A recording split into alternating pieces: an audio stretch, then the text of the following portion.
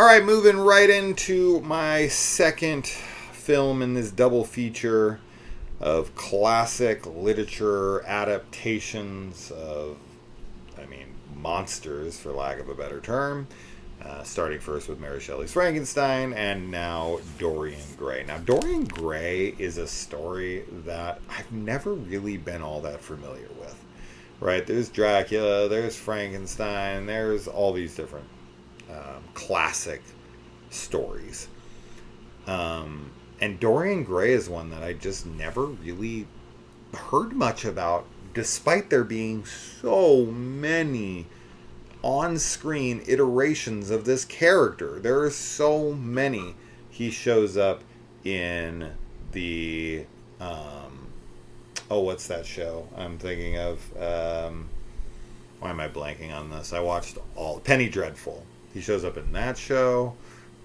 He has multiple movies, at least 8 or 9 of them on IMDb. There's so many iterations of this damn story. It's crazy. I don't know. I never hear anyone talk about Dorian Gray. I hear people talk about Frankenstein and Dracula and the Wolfman and all sorts of different tales. Classic literature tales especially. Like, I hear about those all the time.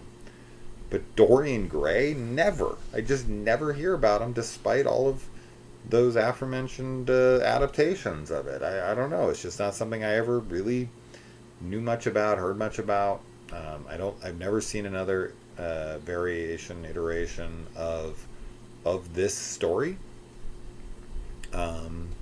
So this is like, I know because my wife brings it up here and there when we're watching stuff. She'll be like, "Oh, this is kind of like Dorian Gray, the guy who, his painting is like takes his age and he stays young forever." Like, I don't know. I had no connection to this story, so this felt kind of like a first time.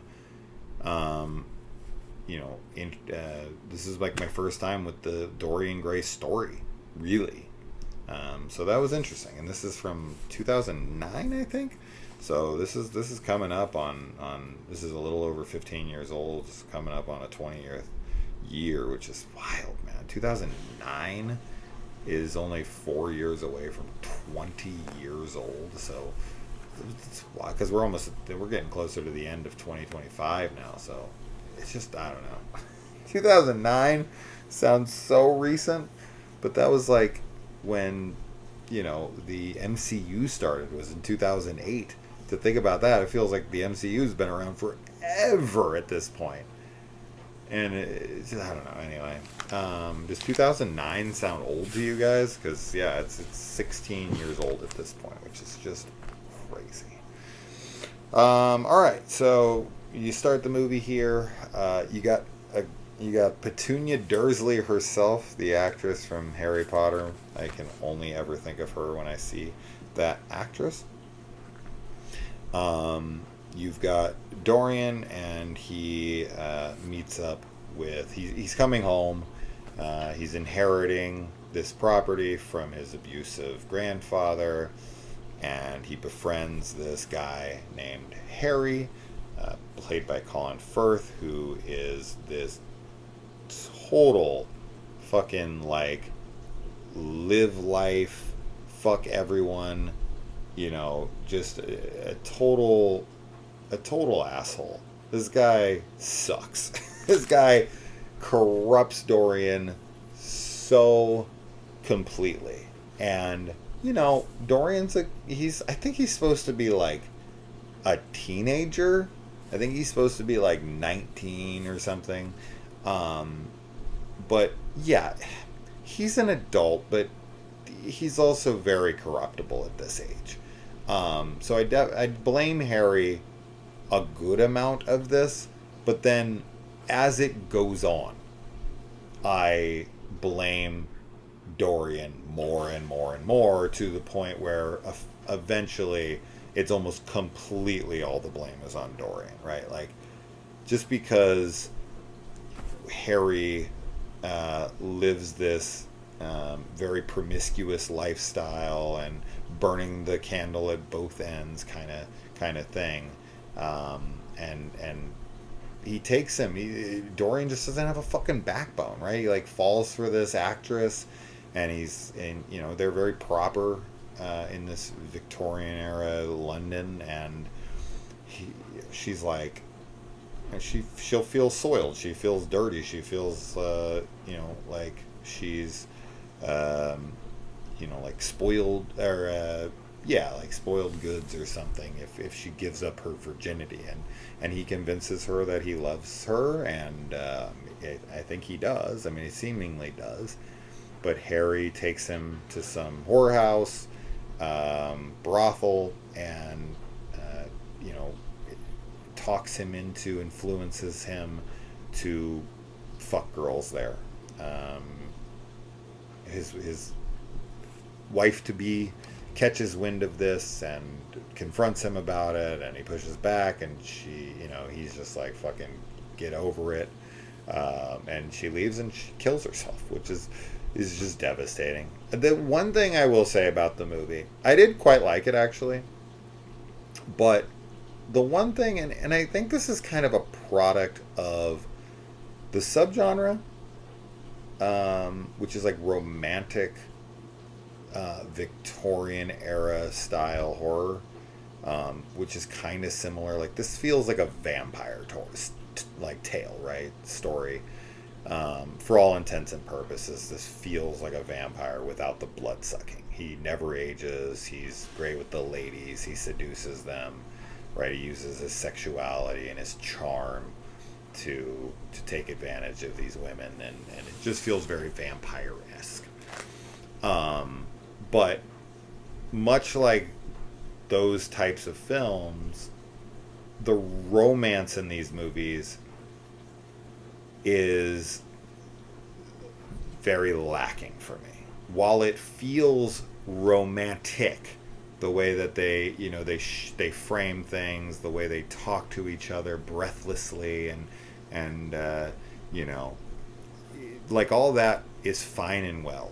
But there's no real development of any relationships in this movie, right? You can still do things quickly, right? Like, how long did Jack and Rose know each other on the Titanic before it sinks and Jack ends up dying and whatnot? Like, they don't spend a hell of a lot of time together. True. Now, the movie is 3 hours long. We primarily focus on them together, but even just in their very first interaction, when we're walking around the deck, or I guess after he saves her, right? After he pulls her over the railing, and then she's invited to the dinner, and there's just such a chemistry. There's such a focus on the romance and the building of their relationship that I 100% buy that Jack and Rose are fucking crazy about each other. Like, I 100% believe that. In this, when it comes to the actress, and then eventually Rebecca Hall, both of those are just so fast. They're so quick. There's a little chemistry between both of them, both of those girls and him, but mostly just because he's good looking, and they're entranced by him and his beauty. But there's not really anything to it. He just kind of like gives them kind of some smoldering look, and they're just like head over heels, and he's just like, I love you, and they're like, I love you too. It's just too quick. That's my biggest gripe with the film, is that and the romance is kind of the whole point, right? Like, he falls in love with that girl, and then he kind of betrays her, and then she kills herself, and that makes him fall deeper and deeper down this depravity well. But I have a hard time connecting to it, because I just don't feel like there's enough there to build those relationships. The romance had to be sold better to me, where it genuinely felt devastating that he was breaking her heart, that she ended up, that I would believe that they have such chemistry together, that she genuinely believed they were meant to be, that she would take her own life after his rejection. I know also I said that she feels like now she's trash or some bullshit because she's given up her flower her womanhood to some con man, smooth talker. But I don't know. I just, what do you guys think? You guys think that the romance in this works? It's too quick. I don't know. It kind of reminds me of like Bella and Edward and Twilight when they very first meet, and they're just, I guess it's just love at first sight. It's fine. It's so easy. It just doesn't work. Like Jack and Rose, like when Jack sees Rose, he's in love, and I believe it. The way he looks at her and the way he stares, and it just, there's something so believable about their romance. And this, it's romantic the way it's done, but it just doesn't really fully feel fleshed out and realistic to me. So that's it. I'll stop saying the same shit over and over again.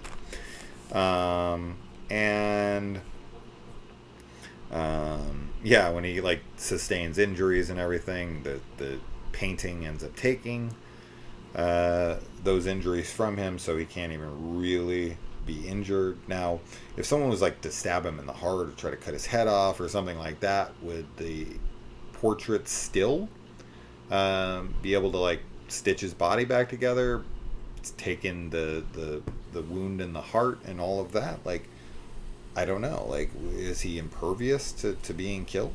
We don't really go that far with it here. He gets like a cut on his hand and such, and it's totally gone. And then he goes and looks at the painting, and that thing is like rotting, and maggots are like coming out of the painting and whatnot. I would have liked to have seen the painting make more of an impact in this film, for him to, I don't know, interact with it and look at it more, and to see something more from the painting, some kind of added element to it. I just feel like there's something lacking with the portrait itself, but I guess this is probably more true to the original story, so maybe I don't know what the fuck I'm talking about there, but the painting just kind of is there, and he looks old in it. It's just, there's not really much to it. It doesn't really seem to be pushing back on him, where it's like fucking with his mind and talking to him. That's probably what I would have liked, is if like this painting would have had interactions with him, if he would have had nightmares about it, and it would have been, you know, threatening something on him, like if he doesn't do something, if he doesn't kill someone, if he doesn't if he tries to settle down with a woman or something, like he wants him to be wicked. And if he tries to settle down, then the painting is gonna give him back all of what it's taken from him, and allows him to be this forever young, beautiful guy. So I don't know. There should have been more of a threat with the painting, other than just it looking weird, and he's like hiding it away, and it's this big dark secret, and it's like, I don't know. It's like, look at the painting. It's him grotesque. Like, so fucking what? It's just a painting. It does move though, so that would be unsettling and definitely turn people against you on it. But I don't know. It's just the painting is so non-existent in this movie for me. Like, we see it sometimes for sure, and I know it's part of the film. I'm not saying that. I guess maybe that's an exaggeration, but I just would have liked more from it. But those are really the only two elements. The romance was fine. It just has kind of felt very by the numbers, very like almost corny, like not soap opera-y, but like romance novels. Maybe because I'm a guy. I don't know. Maybe this works better on women. This, like,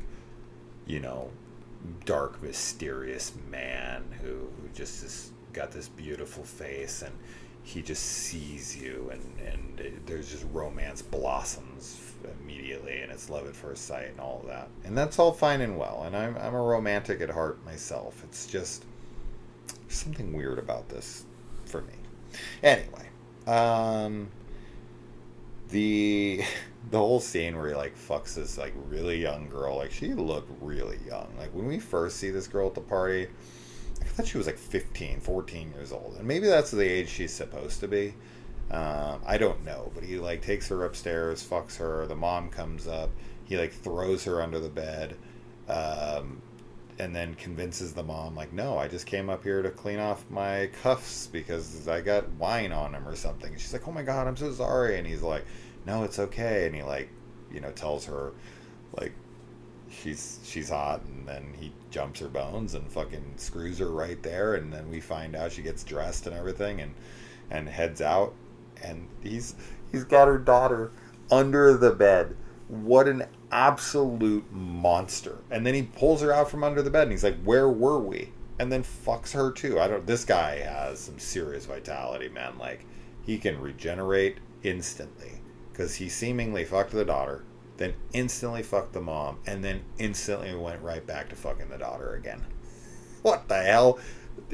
Okay, I guess maybe when you're 19. He's 19 forever. Yeah, I guess maybe. Back when I was 19, yeah, I probably could have done that. Oh my God, now? Fuck. No way. No way. So, yeah, he's seriously got some regenerative. He's got some fucking Wolverine balls. So yeah, I that definitely shows how far he's fallen there. But to take some chick, to take some young girl like that, which is already fucked up. This girl is super young, but back then, I mean, that was kind of commonplace to, they'd marry off like 12, 13-year-old girls to like 35, 40-year-old men all the time back then. So that's nothing new for that time. I don't even know what the age of consent at this time would be. Was there one? It probably was, right? Like in the 1700s? What was the age of... Did they even have such a law? Like for these rich lords and stuff. I mean, just kind of like now where fucking these guys are, the Epstein list and whatnot is like they're refusing to release it and expose all the pedophiles on it. Rich people seem to be able to get away with whatever the fuck they want endlessly. But us common people, we have even a small misdemeanor and we can be fucking like, kicked out of the country and thrown in some fucking, enslavement death camp in El Salvador. So, I don't know. Anyway. So, yeah, I don't know. Is there an age of consent in the 1700s? But to fuck some super young girl, to then throw her under the bed and fuck her mom on top of her and then pull her out of the bed and fuck her again. That's crazy. That's crazy, dude. That is straight up, you just do not care at all. It's completely narcissistic. Everything is about me type of behavior. Brutal stuff. And then, yeah, I mean, he goes away for like 25 years and then comes back. And I forgot to mention that the girl who killed herself, her brother comes and attacks him and then gets carted away. Which I totally don't blame the brother for going off. I'd do the same if I had a sister. I never have, but yeah, if someone did that to my brother, I'd be fucking furious as well. He tries to let it go, but then Dorian kind of pushes it, and he attacks him, and then 25 years passes, and the guy comes and finds him and attacks him again, and he uses his age as kind of a way to convince the guy of like, no, bro, like, don't you find it odd that I'm not any older? Like, who are you? Like, I'm like 19 years old. Who is this Dorian Gray guy? Like, you said that he did this thing. Like, how old is this guy? Because he ain't me, right? I'm 19, and that's very convincing argument. I would also be like, you're right. Why have you not aged? One of my favorite jokes was from a comedian that no one ever talks about. The only place I think I've ever seen him is in the UHF movie, and his name is Emo Phillips. Anybody an Emo Phillips fan? I was a big Emo Phillips fan growing up. I had his CDs. Anyway, he starts off one of his specials with, I'm going to paraphrase and make it very quick and condensed version, but essentially he sees a kid across the street and he's like, oh my God, that's Jimmy from like third grade, and he goes over and he pushes the kid, he pushes the guy down, and he starts crying and freaking out and yelling, mommy, mommy, and he's like, wait a minute, I just realized if that's Jimmy, then he would have grown up too. That is such a fucking funny joke. Emo Phillips is such a great comedian. Very bizarre guy. Has one of the most bizarre voices you'll ever hear in your life. He cuts his own hair. He gives himself like a box bob, basically. He gives him like these really short bangs and like this like bob under his chin. He's one of the weirdest people I've ever seen in my entire life on stage. Very like Mitch Hedberg almost in that like very unique style, but hilarious. Very, very funny. And that's all I could think about when I saw that was like, he would have grown up too. So check out Emo Phillips. I'm sure you can find some YouTube clips of him back in the day. Wears like overalls. He like moves his hands a lot, and he's his facial tics and everything. He's one of the most eccentric humans you will ever see, alongside of like someone like Tiny Tim, the tiptoe through the tulips guy. It kind of reminds me of someone like that. Anyway, and he's the guy who saws off his thumb in UHF. If you're trying to think of if you've seen UHF, boy is my face red. Anyway, and when that guy attacks him later,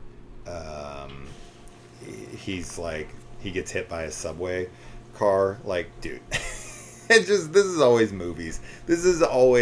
Movies always take these super loud vehicles or something and makes them conveniently quiet for these, shocking scenes, these surprise moments where it's like, you didn't hear a subway coming, especially one that old in like the 1800s. That thing would be so rickety, it'd be so fucking loud. You'd hear that thing coming for 10 minutes before it hit you. It's absurd that he's standing there and he goes back and he's about to kill him and a subway car hits him. Like, there's no fucking way he didn't see the light and he didn't hear the goddamn thing. Absolutely absurd. This is so stupid. This happens all the time. This happens in movies where a car hits someone out of nowhere. You'd hear the car coming, unless it was like a Tesla. Those things are so fucking quiet. You literally can't hear them like at all. They're like the perfect assassin car. But my favorite is helicopters. Helicopters in movies. They'll be there and then like over the horizon, like right behind them, like a helicopter will come up last second. And it's like, oh my god, like the helicopter's here. Dude, you would have heard that thing for miles before it got there. You cannot just fucking fly up on a helicopter and right as it rises above the line of sight does it start all of a sudden making noise. This is such movie bullshit. It is so fucking stupid. Every movie that does it, I'm always like, plot convenience. Rebecca Hall, God, what a beautiful, beautiful woman. God, there's just so many beautiful women in the world. It's so unfair. I know I'm not gay, so it's like not fair for me, but I feel like everyone agrees with me on this. Straight or gay or whatever, female, male, doesn't really seem to matter. There's just so many more attractive women than there are men. Just by like a large number. So like when dudes are mad at women for like dating ugly men, so, like of course it's their opinion and beauty is subjective for sure.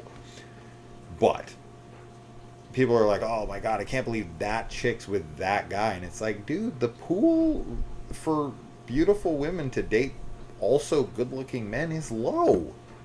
There's not enough to go around. There's not an equal number of good looking guys for every good-looking girl. There just isn't, in my opinion. When I go out in public, and I go out a lot, I go to the grocery store, I go fucking wherever, I see at least 3, 4, 10, 20 fucking... that's a huge number, disparage. I always fucked that word up. Whatever. That's huge. I know, but regardless, I always see at least 3 or 4 girls that I find very attractive. and but it's very rare I ever see a guy where I'm like, oh, like, and I've noticed, like, fucking blind, like, I notice, like, I'll see a guy and be like, oh, that's a very good looking guy, like, that never happens. It's so fucking rare that I, like, notice a guy and I'm like, oh wow, that's actually a really good looking guy. It's so fucking rare. But women, all the time. All the time. So, yeah, anyway. Rebecca Hall, another just gorgeous woman, especially back in the day. I think she's still as gorgeous as ever right now, but something about, like, this era of Rebecca Hall, Prestige era, ugh, just so fucking good looking. Vicky Cristina Barcelona, excellent movie, by the way. Definitely check that out. She's Vicky. Scarlett Johansson is Christina, right? And then Penelope Cruz is also in that movie. I only saw it once when it came out, but it's a great film. It's probably my favorite Woody Allen film. But I have not seen a lot of Woody Allen movies, shockingly. I've probably only seen like 10, which seems like a lot, but the dude has made like 1 to 2 movies a year for like 45 years straight. The dude has like 80 fucking films. So he's got a seriously stacked filmography. And every one of his movies I've ever seen are very good, actually, despite him being a little fucking creep. Speaking of fucking young girls. Anyway. And then I talked about all that stuff. Yeah, Rebecca Hall ends up being Harry's daughter, who, you know, of course, as always, with these guys who live these, like, I keep fucking words up. I'm like, terrible. He lives this, like, very promiscuous lifestyle where he's, you know, fucking everything that moves and thinks, like, it's funny that Dorian's going up and fucking a daughter and her mother and deflowering this young girl who, you know, there's a lot of stock in her virginity and in that culture, right? Philanderous ways. Yeah, there you go. Anyway, but of course, all of a sudden it matters when it's his daughter. And this is true. I mean, this is what happens, right? Like, I have 2 daughters. And I had a pretty eclectic dating life, is what I'll say. And I didn't think much of it when I was young and I was fucking around and I was sleeping around. But then, of course, you think of your daughter screwing an asshole like you, and then all of a sudden, it's like my brother and I, we'll send each other videos or pictures of these beautiful women or Instagram models or whatever. We're like, oh my god, look at this girl, and my brother's like, Jesus fucking Christ, just being dudes. And then I'm sitting there, my brother and I are laughing about it and also like cringing because we're like, people like dudes like us soon enough will be sending pictures of our daughters to their friends and being like, oh my god, look at this girl, I'd love to fuck this. Oh my god, yeah, it does it. I can't say I'm not a hypocrite to a degree, but that being said, Harry's a piece of shit. Harry treats women like objects. I can safely say that was not my MO when I was, soiling my oats, so to speak. I was always very respectful. I really was. I'm not just saying that to save face and to make myself look cool.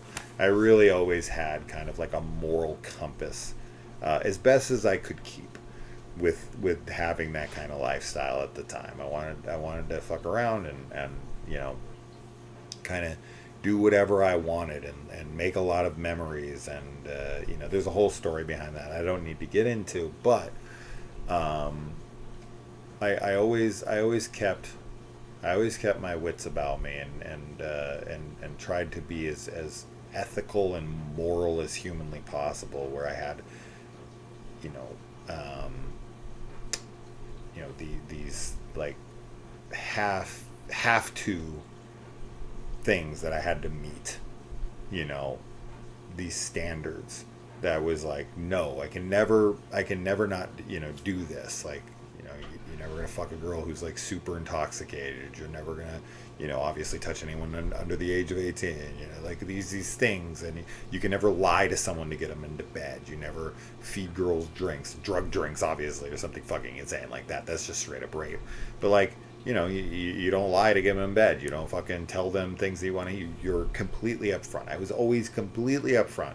Like, hey, this is just a one night thing for me, or like, no, I just want this to be, you know, whatever. And that went all sorts of different ways. Some people were really mad about it, even though I was like upfront with them and was like, this is one night type of thing. And then they were like, yeah, sure, me too, absolutely. And then of course, you know, some of them were very much to their word, and some of them were like, well, you're an asshole. Like, I thought this was going to be more. And I'm like, I literally told you it wasn't. So I really did try to stick to that. And Harry he does not give a shit. He thinks it's hilarious that you know, Dorian goes up and fucks this girl's daughter, and then her, and then the daughter, and like he thinks that's awesome. And he's taking this guy, and even when the girl like kills herself, he's just like, he's like, that's not your problem. Harry is a monster, right? And then all of a sudden it matters, because he's like, how dare you? She's my daughter. It's like, oh, now it matters. Now it matters. Now your daughter's life seems to matter more than other women's lives.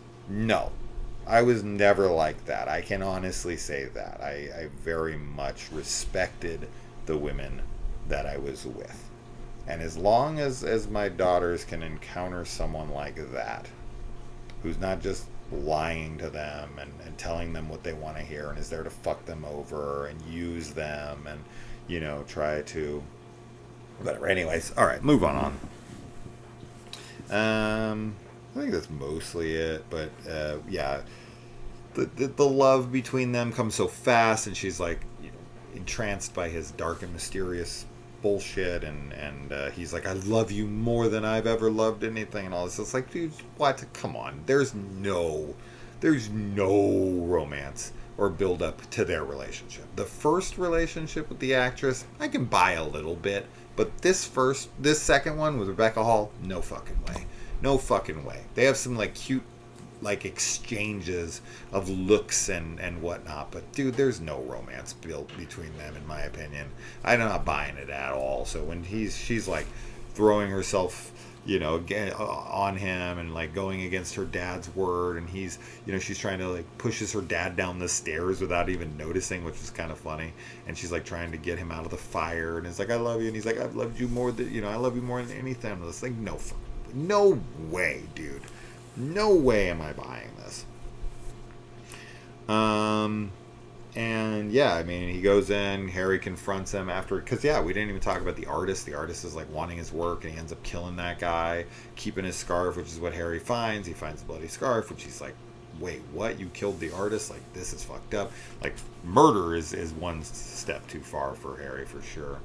But yeah, he ends up getting into a fight with him. He exposes the photo, the painting, which, yeah, thinking about paintings, that's a whole nother can of worms. But like thinking of before there was photography and you had to like go and get your portrait painted and kind of trust the, you know, the artist's vision and version of you that they see, and that's like that's your image, for however long it lasts, and the memory of you, and like, you know, outside of I always thought about like, if there wasn't reflection, you would never know what you look like. Everyone else would know what you would look like, and then I guess the only thing you would have from there would be like, you know, a painting where you'd have to just take someone's word for it, where you just be like, yeah, this is what you look like. And it's like,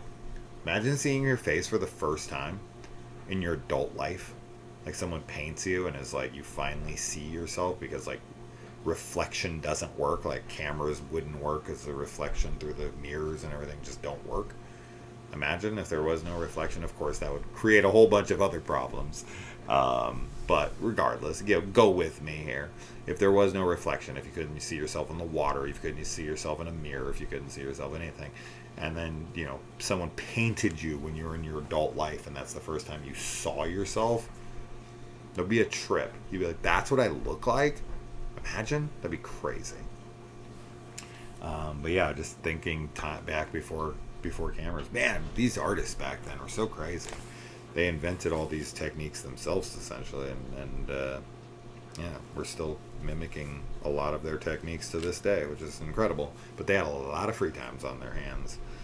And then, yeah, I mean, he burns the painting, and Dorian stays behind with it, and as the painting burns, Dorian then takes on and ages rapidly, and looks like the painting before he's engulfed by the flames. And that scene actually looks really cool, where it transfers over to him, and he becomes like the painting. But then Harry goes up at the end, and the painting has healed itself, has regenerated itself, and is Dorian again. So I guess Dorian is stuck in the painting because the eyes like glow at the end. So Dorian just now is stuck in the painting forever, and he's gonna now remain young, but in painting form, almost like the Buffy episode where the chick's in the trophy forever, just kind of stuck in this position. I guess he would fit into the Harry Potter world very well. He'd just be one of the paintings up on the wall, which is always so weird. I don't know how that works. I don't know why some people come back and live in the paintings. I've read all the books. If they explain them in there, it's been too long. I need to reread them. I don't know how it explains like why some people go to the afterlife and some stay behind in paintings. Because like all the other headmasters are in paintings in Dumbledore's office, are they not? Isn't like most of the aren't they all in there? So like when Dumbledore dies, like he's not. Maybe you have to die in a certain way. Like I don't remember. Can you explain that to me? Anybody know the Harry Potter franchise? I know it pretty damn well, but I don't know the answer to that one. So yeah, I like it. It was good. Yeah. That's that. So thank you, and I'll see you in the next one. Adios.